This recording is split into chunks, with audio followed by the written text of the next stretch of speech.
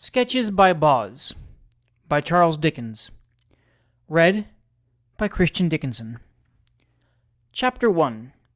The Beadle, the Parish Engine, the Schoolmaster.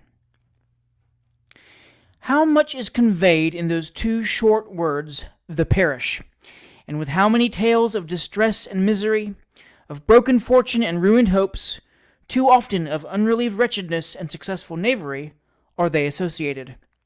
A poor man with small earnings in a large family just manages to live on from hand to mouth and to procure food from day to day. He has barely sufficient to satisfy the present cravings of nature and can take no heed of the future. His taxes are in arrear. Quarter day passes by. Another quarter day arrives. He can procure no more quarter for himself and is summoned by the parish. His goods are distrained. His children are crying with cold and hunger, and the very bed on which his sick wife is lying is dragged from beneath her. What can he do? To whom is he to apply for relief? To private charity? To benevolent individuals? Certainly not. There is his parish. There are the parish vestry, the parish infirmary, the parish surgeon, the parish officers, the parish beadle. Excellent institutions, and gentle, kind-hearted men. The woman dies. She is buried by the parish. The children have no protector. They are taken care of by the parish. The man first neglects, and afterwards cannot obtain work. He is relieved by the parish.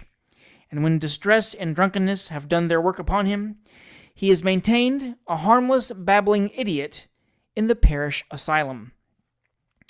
The parish beadle is one of the most, perhaps the most, important member of the local administration. He is not so well off as the churchwardens, certainly, nor is he so learned as the vestry clerk, nor does he order things quite so much his own way as either of them. But his power is very great notwithstanding, and the dignity of his office is never impaired by the absence of efforts on his part to maintain it. The beadle of our parish is a splendid fellow. It is quite delightful to hear him as he explains the state of the existing poor laws to the deaf old woman in the boardroom passage on business nights, and to hear what he said to the senior churchwarden, and what the senior churchwarden said to him, and what we, the beadle and the other gentlemen, came to the determination of doing. A miserable-looking woman is called into the boardroom, and represents a case of extreme destitution, affecting herself, a widow, with 6 small children. "Where do you live?" inquires one of the overseers. "I rents a 2-pair back, gentlemen, at Mrs. Brown's, number 3, Little King William's Alley, which has lived there this 15 year, and knows me to be a very hard-working and industrious. And when my poor husband as was alive, gentlemen, as died in the hospital—" Well, interrupts the overseer, taking a note of the address. "I'll send Simmons, the beadle, tomorrow morning, to ascertain whether your story is correct. And if so, I suppose you must have an order into the house. Simmons, go to this woman's the first thing tomorrow morning, will you?" Simmons bows assent, and ushers the woman out. Her previous admiration of the board, who all sit behind great books and with their hats on, fades into nothing before her respect for her lace-trimmed conductor, and her account of what has passed inside increases, if that be possible, the marks of respect shown by the assembled crowd to that solemn functionary. As to taking out a summons, it is quite a hopeless case if Simmons attends it on behalf of the parish. He knows all the titles of the Lord Mayor by heart, states the case without a single stammer, and it is even reported that on one occasion he ventured to make a joke, which the Lord Mayor's head footman, who happened to be present, afterwards told an intimate friend, confidentially, was almost equal to one of Mr. Hobler's. See him again on Sunday in his state coat and cocked hat, with a large-headed staff for show in his left hand, and a small cane for use in his right. How pompously he marshals the children into their places, and how demurely the little urchins look at him askance as he surveys them when they are all seated, with a glare of the eye peculiar to beadles.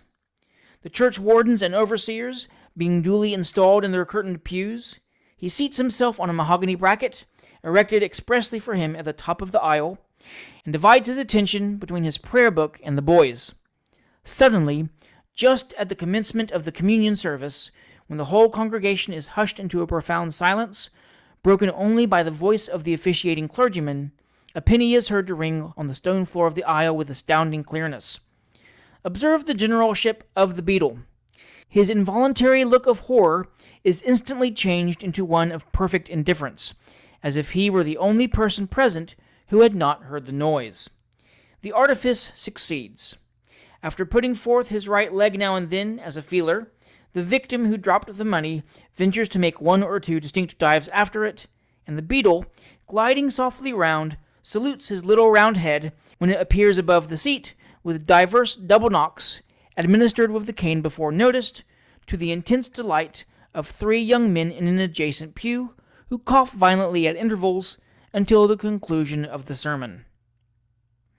Such are a few traits of the importance and gravity of a parish beadle, a gravity which has never been disturbed in any case that has come under our observation, except when the services of that particularly useful machine, a parish fire engine, are required. Then indeed all is bustle. 2 little boys run to the beadle as fast as their legs will carry them, and report from their own personal observation that some neighboring chimney is on fire. The engine is hastily got out, and a plentiful supply of boys being obtained, and harnessed to it with ropes, away they rattle over the pavement, the beadle running, we do not exaggerate, running at the side, until they arrive at some house smelling strongly of soot, at the door of which the beadle knocks with considerable gravity for half an hour. No attention being paid to these manual applications, and the turncock having turned on the water, the engine turns off amidst the shouts of the boys. It pulls up once more at the workhouse, and the beadle pulls up the unfortunate householder next day for the amount of his legal reward. We never saw a parish engine at a regular fire but once. It came up in gallant style, 3 miles and a half an hour at least. There was a capital supply of water, and it was first on the spot. Bang went the pumps. The people cheered. The beadle perspired profusely.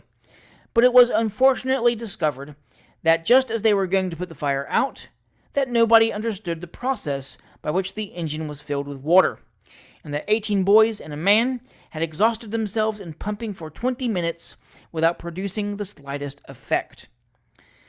The personages next in importance to the beadle are the master of the workhouse and the parish schoolmaster. The vestry clerk, as everybody knows, is a short, pudgy little man in black, with a thick gold watch chain of considerable length, terminating in 2 large seals and a key. He is an attorney, and generally in a bustle. At no time more so than when he is hurrying to some parochial meeting with his gloves crumpled up in one hand and a large red book under the other arm. As to the church wardens and overseers, we exclude them altogether, because all we know of them is that they are usually respectable tradesmen, who wear hats with brims inclined to flatness, and who occasionally testify in gilt letters on a blue ground in some conspicuous part of the church to the important fact of a gallery having been enlarged and beautified, or an organ rebuilt. The master of the workhouse is not, in our parish, nor is he usually in any other, one of that class of men the better part of whose existence has passed away, and who drag out the remainder in some inferior situation with just enough thought of the past to feel degraded by and discontented with the present. We are unable to guess precisely to our own satisfaction what station the man can have occupied before. We should think he had been an inferior sort of attorney's clerk, or else the master of a national school. Whatever he was, it is clear his present position is a change for the better.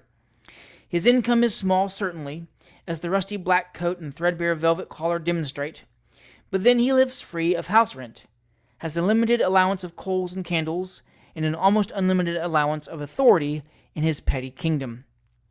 He is a tall, thin, bony man, always wears shoes and black cotton stockings with his surtout, and eyes you, as you pass his parlor window, as if he wished you were a pauper, just to give you a specimen of his power. He is an admirable specimen of a small tyrant, morose, brutish, and ill-tempered, bullying to his inferiors, cringing to his superiors, and jealous of the influence and authority of the beadle. Our schoolmaster is just the very reverse of this amiable official. He has been one of those men one occasionally hears of, on whom misfortune seems to have set her mark. Nothing he ever did or was concerned in appears to have prospered. A rich old relation who had brought him up and openly announced his intention of providing for him left him £1,000 in his will and revoked the bequest in a codicil. Thus unexpectedly reduced to the necessity of providing for himself, he procured a situation in a public office.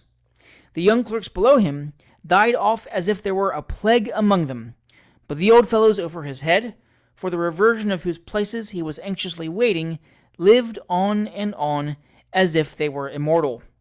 He speculated and lost. He speculated again and won, but never got his money. His talents were great, his disposition easy, generous, and liberal. His friends profited by the one and abused the other. Loss succeeded loss. Misfortune crowded on misfortune. Each successive day brought him nearer the verge of hopeless penury, and the quondam friends who had been warmest in their professions grew strangely cold and indifferent. He had children whom he loved, and a wife on whom he doted. The former turned their backs on him, the latter died broken-hearted. He went with the stream. It had ever been his failing, and he had not courage sufficient to bear up against so many shocks. He had never cared for himself, and the only being who had cared for him, in his poverty and distress, was spared to him no longer. It was at this period that he applied for parochial relief. Some kind-hearted man who had known him in happier times chanced to be churchwarden that year, and through his interest he was appointed to his present situation. He is an old man now. Of the many who once crowded round him in all the hollow friendship of boon companionship, some have died, some have fallen like himself, some have prospered. All have forgotten him. Time and misfortune have mercifully been permitted to impair his memory, and use has habituated him to his present condition. Meek, uncomplaining, and zealous in the discharge of his duties, he has been allowed to hold his situation long beyond the usual period, and he will no doubt continue to hold it until infirmity renders him incapable or death releases him. As the gray-headed old man feebly paces up and down the sunny side of the little courtyard between school hours, it would be difficult indeed for the most intimate of his former friends to recognize their once gay and happy associate in the person of the pauper schoolmaster. Chapter 2. The Curate, the Old Lady, the Half-Pay Captain. We commenced our last chapter with the beadle of our parish because we are deeply sensible of the importance and dignity of his office. We will begin the present with the clergyman. Our curate is a young gentleman of such prepossessing appearance and fascinating manners that within 1 month after his first appearance in the parish, half the young lady inhabitants were melancholy with religion, and the other half desponding with love. Never were so many young ladies seen in our parish church on Sunday before, and never had the little round angels' faces on Mr. Tompkins's monument in the side aisle beheld such devotion on earth as they all exhibited. He was about 25 when he first came to astonish the parishioners. He parted his hair on the center of his forehead in the form of a Norman arch, wore a brilliant of the first water on the fourth finger of his left hand, which he always applied to his left cheek when he read prayers, and had a deep, sepulchral voice of unusual solemnity. Innumerable were the calls made by prudent mammas on our new curate, and innumerable the invitations with which he was assailed, and which, to do him justice, he readily accepted. If his manner in the pulpit had created an impression in his favor, the sensation was increased tenfold by his appearance in private circles. Pews in the immediate vicinity of the pulpit or reading desk rose in value. Sittings in the center aisle were at a premium. An inch of room in the front row of the gallery could not be procured for love or money. And some people even went so far as to assert that the 3 Miss Browns, who had an obscure family pew just behind the churchwarden's, were detected, one Sunday, in the free seats by the communion table, actually lying in wait for the curate as he passed to the vestry. He began to preach extempore sermons, and even grave papas caught the infection. He got out of bed at 12:30 one winter's night to half-baptize a washerwoman's child in a slop basin, and the gratitude of the parishioners knew no bounds. The very churchwardens grew generous, and insisted on the parish defraying the expense of the watch-box on wheels, which the new curate had ordered for himself to perform the funeral service in wet weather.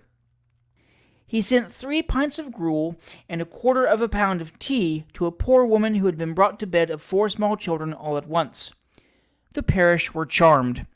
He got up a subscription for her. The woman's fortune was made. He spoke for 1 hour and 25 minutes at an anti-slavery meeting at the Goat and Boots. The enthusiasm was at its height.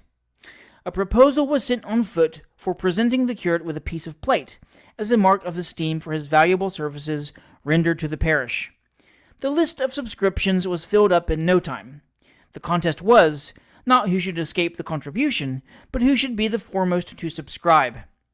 A splendid silver inkstand was made, and engraved with an appropriate inscription.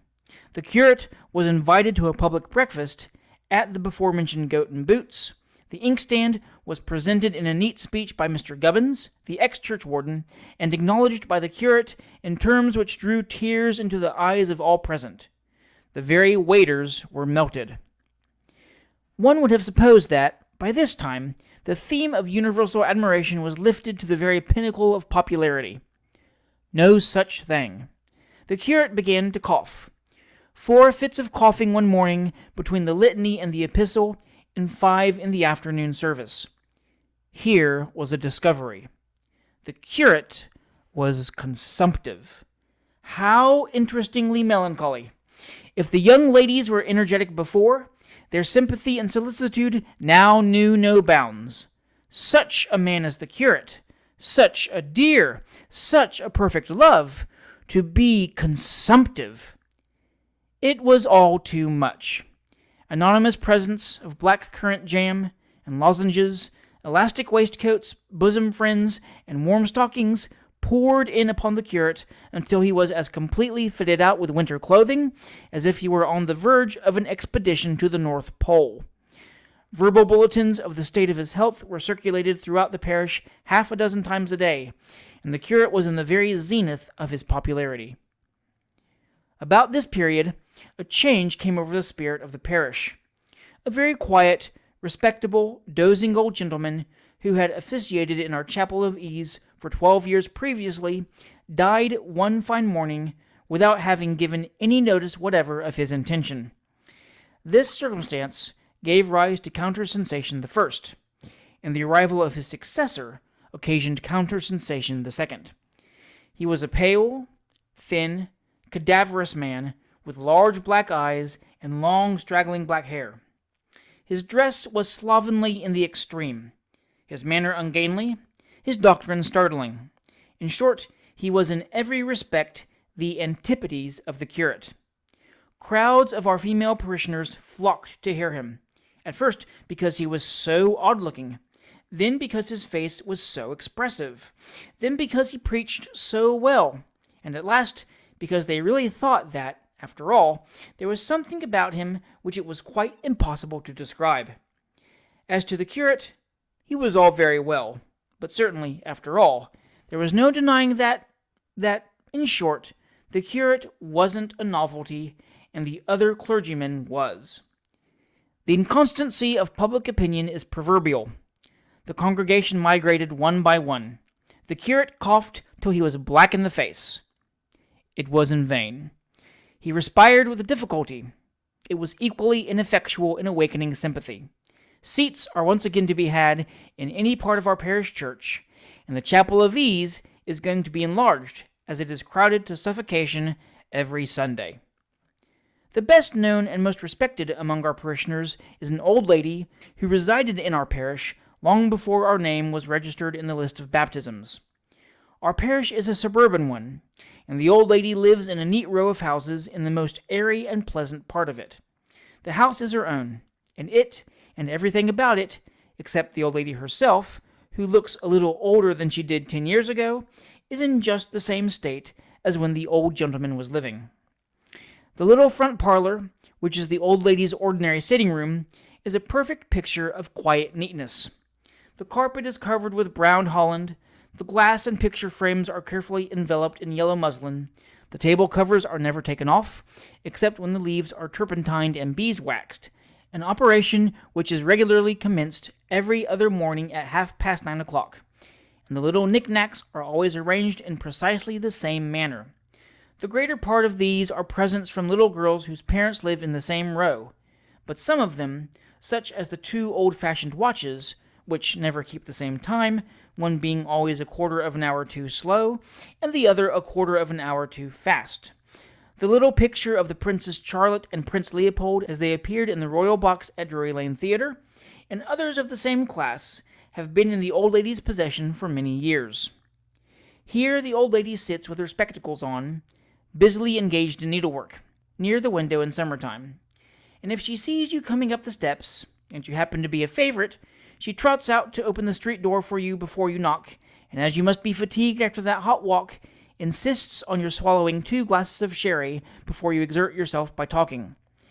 If you call in the evening, you will find her cheerful, but rather more serious than usual, with an open Bible on the table before her, of which Sarah, who is just as neat and methodical as her mistress, regularly reads 2 or 3 chapters in the parlor aloud. The old lady sees scarcely any company, except the little girls before noticed, each of whom has always a regular fixed day for a periodical tea-drinking with her, to which the child looks forward as the greatest treat of its existence. She seldom visits at a greater distance than the next door but one on either side, and when she drinks tea here, Sarah runs out first and knocks a double knock to prevent the possibility of our missis's catching cold by having to wait at the door. She is very scrupulous in returning these little invitations, and when she asks Mr. and Mrs. So-and-so to meet Mr. and Mrs. somebody else, Sarah and she dust the urn and the best china tea service and the Pope Joan board, and the visitors are received in the drawing-room in great state. She has but few relations, and they are scattered about in different parts of the country, and she seldom sees them. She has a son in India, whom she always describes to you as a fine, handsome fellow, so like the profile of his poor dear father over the sideboard, but, the old lady adds, with a mournful shake of the head, that he has always been one of her greatest trials, and that indeed he once almost broke her heart, but it pleased God to enable her to get the better of it, and she would prefer your never mentioning the subject to her again. She has a great number of pensioners, and on Saturday, after she comes back from market, there is a regular levee of old men and women in the passage waiting for their weekly gratuity. Her name always heads the list of any benevolent subscriptions, and hers are always the most liberal donations to the Winter Coal and Soup Distribution Society. She subscribed £20 towards the erection of an organ in our parish church, and was so overcome the first Sunday the children sang to it, that she was obliged to be carried out by the pew opener. Her entrance into church on Sunday is always the signal for a little bustle in the side aisle, occasioned by a general rise among the poor people, who bow and curtsy until the pew opener has ushered the old lady into her accustomed seat, dropped a respectful curtsy, and shut the door. And the same ceremony is repeated on her leaving church, when she walks home with the family next door but one, and talks about the sermon all the way, invariably opening the conversation by asking the youngest boy where the text was. Thus, with the annual variation of a trip to some quiet place on the sea-coast, passes the old lady's life. It has rolled on in the same unvarying and benevolent course for many years now, and must at no distant period be brought to its final close. She looks forward to its termination with calmness and without apprehension. She has everything to hope and nothing to fear. A very different personage, but one who has rendered himself very conspicuous in our parish, is one of the old lady's next-door neighbors. He is an old naval officer on half-pay, and his bluff and unceremonious behavior disturbs the old lady's domestic economy not a little. In the first place, he will smoke cigars in the front court, and when he wants something to drink with them, which is by no means an uncommon circumstance, he lifts up the old lady's knocker with his walking stick and demands to have a glass of table ale handed over the rails. In addition to this cool proceeding, he is a bit of a jack-of-all-trades, or, to use his own words, a regular Robinson Crusoe, and nothing delights him better than to experimentalize on the old lady's property. One morning he got up early, and planted 3 or 4 roots of full-grown marigolds in every bed of her front garden, to the inconceivable astonishment of the old lady, who actually thought, when she got up and looked out of the window, that it was some strange eruption which had come out in the night. Another time he took to pieces the 8-day clock on the front landing under pretense of cleaning the works, which he put together again by some undiscovered process in so wonderful a manner that the large hand has done nothing but trip up the little one ever since. Then he took to breeding silkworms, which he would bring in 2 or 3 times a day in little paper boxes to show the old lady, generally dropping a worm or 2 at every visit. The consequence was that one morning a very stout silkworm was discovered in the act of walking upstairs, probably with a view of inquiring after his friends, for, on further inspection, it appeared that some of his companions had already found their way to every room in the house. The old lady went to the seaside in despair, and during her absence he completely effaced the name from her brass door-plate in his attempts to polish it with aquaforte. But all this is nothing to his seditious conduct in public life. He attends every vestry meeting that is held, always opposes the constituted authorities of the parish, denounces the profligacy of the churchwardens, contests legal points against the vestry clerk, will make the tax-gatherers call for his money till he won't call any longer, and then he sends it, finds fault with the sermon every Sunday, says that the organist ought to be ashamed of himself, offers to back himself for any amount to sing the psalms better than all the children put together, male and female, and, in short, conducts himself in the most turbulent and uproarious manner. The worst of it is that, having a high regard for the old lady, he wants to make her a convert to his views, and therefore walks into her little parlor with his newspaper in hand and talks violent politics to her by the hour. He is a charitable, open-hearted old fellow at bottom, after all, so, although he puts the old lady a little out occasionally, they agree very well in the main, and she laughs as much at each feat of his handiwork when it is all over as anybody else.